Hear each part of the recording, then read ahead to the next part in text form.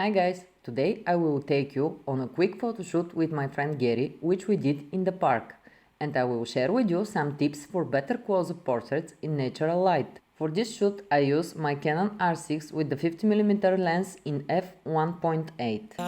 How do you move on when everything goes wrong? So we reach the park and start walking around.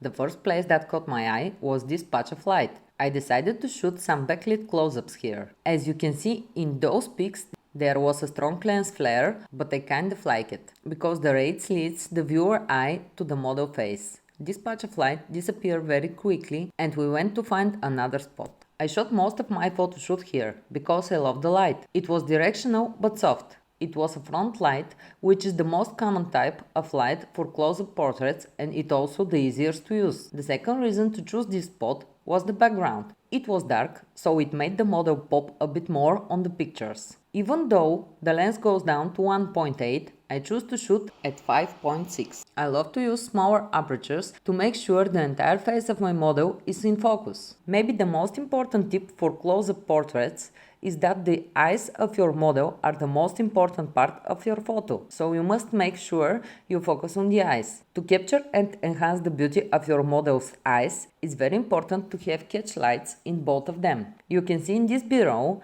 when the model looks straight into the camera, there is no catch light in her eyes. But when she looks at the light, they come to life. So my tip is always looking for catch lights in your photos. When you see them, you will know that your subject's eyes are well lit.